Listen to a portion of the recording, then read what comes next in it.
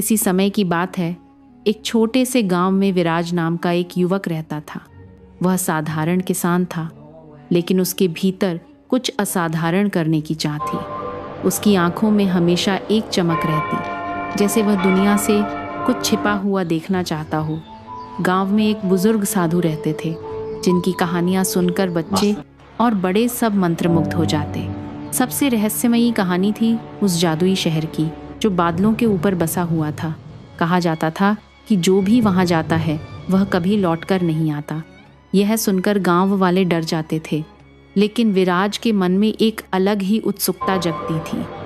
वह सोचता, अगर वहां कोई नहीं लौटता तो जरूर वहां कुछ ऐसा होगा जो इस दुनिया से परे है। विराज अक्सर साधु से उस शहर के बारे में पूछता।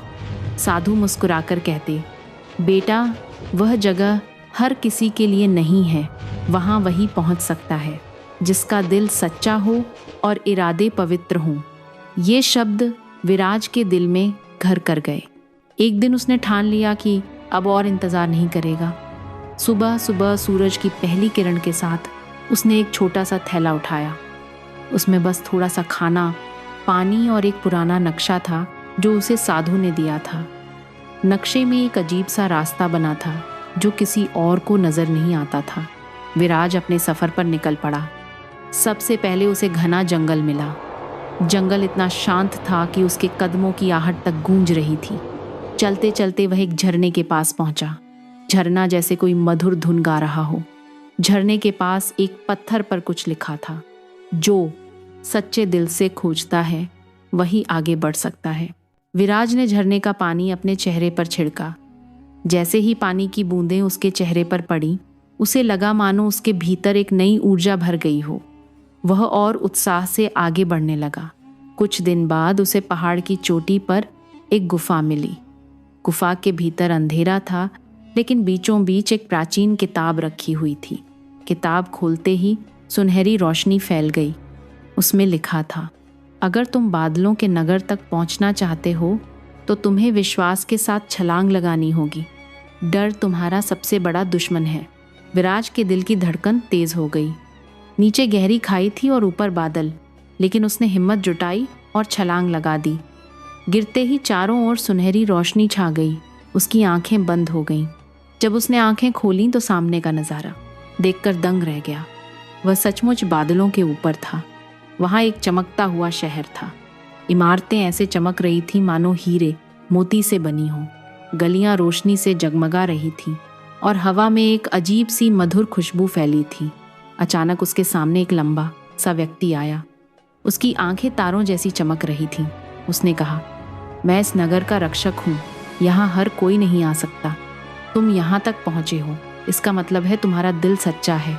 विराज ने अपनी पूरी यात्रा सुनाई और कहा कि वह इस नगर का रहस्य जानना चाहता है। रक्षक मुस्कुराया और बोला, यह नगर उन्हीं को दिखाई देता है जो अपने भीतर की सच्चाई को पहचान लेते हैं। यहाँ हर व्यक्ति के पास एक विशेष शक्ति है जो उसे खुश और संतुष्ट रखती है। विराज ने कई दिन उस नगर में बिताए।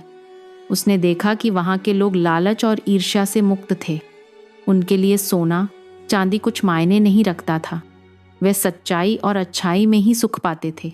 एक महिला ने उससे कहा, सच्चा सुख हमारे गुणों और हमारे भीतर की शांति से आता है, बाहरी चीज़ों से नहीं। धीरे धीरे विराज के भीतर बदलाव आने लगा। उसे एहसास हुआ कि असली रहस्य यही है, अपने दिल की सच्चाई और अपने गुणों को पहचानना। कुछ समय बाद उसने सोचा कि अब उसे वापस लौटकर अपने गांव वालों को यह ज्ञान बताना चाहिए। रक्षक ने कहा, तुम्हारा कर्तव्य अब यही है कि इस नगर का अनुभव और रहस्य अपने लोगों तक पहुंचाओ। विराज वापस लौटा और गांव वालों को अपनी पूरी कहानी सुनाई।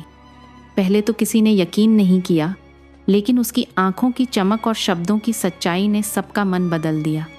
लोग उसकी बहादुरी से प्रेरित हुए। बच्चे उससे बार बार वही कहानी सुनने की जिद करने लगे। अब विराज सिर्फ किसान नहीं रहा, उसके भीतर एक खोजकर्ता की आत्मा जाग चुकी थी। उसने अगली यात्रा की तैयारी शुरू कर दी। इस बार वह प्राचीन खंडहरों की ओर जाना चाहता था, जहाँ कहा जाता था कि पुराने समय के महान विद्वान और वैज्ञानिक रहते थे। वहाँ अनोखा ज्ञान और तकनीक छुपी थी। जिसे आज की दुनिया नहीं जानती। विराज ने अपने साथ कुछ युवा साथियों को भी लिया। वे सब उसके अनुभवों से प्रभावित होकर उसके साथ चलने को तैयार हो गए। सफ़र कठिन था, जंगलों और पहाड़ों से होकर उन्हें गुजरना पड़ा, लेकिन विराज की हिम्मत और नेतृत्व ने सबको प्रेरित किया। आखिरकार वे खंडहर तक पहुंचे। वहां टूटे फूटे महल थे जिनकी दीवारों पर रहस्यमयी चित्र बने हुए थे। विराज ने उन्हें ध्यान से देखा और समझने की कोशिश की। उसे पता चला कि यह जगह कभी विज्ञान और कला का केंद्र रही होगी। खंडहर के बीचों बीच एक गुप्त कक्ष मिला जिसमें अजीब यंत्र रखे हुए थे। वे उपकरण आज की दुनिया से कहीं आगे के लग रहे थे। विराज ने उन्हें छूकर महसूस किया कि ज्ञान कभी नष्ट नहीं होता, वह बस छुप जाता है और सही समय आने पर सामने आता है। वह सब अनुभव उसने अपनी डायरी में लिखे और गांव लौटकर सबको बताए। गांव के लोग उसकी हर नई कहानी से कुछ नया सीखते। धीरे धीरे विराज की कहानियां पूरे इलाके में फैल गईं। अब लोग उसे सिर्फ किसान नहीं बल्कि साहसी खोजकर्ता कहने लगे। उसकी जिंदगी हमें यह सिखाती है कि अगर दिल सच्चा हो और इरादे मजबूत हों तो कोई भी रहस्य असंभव नहीं। असली सुख हमारे भीतर है, बाहर नहीं।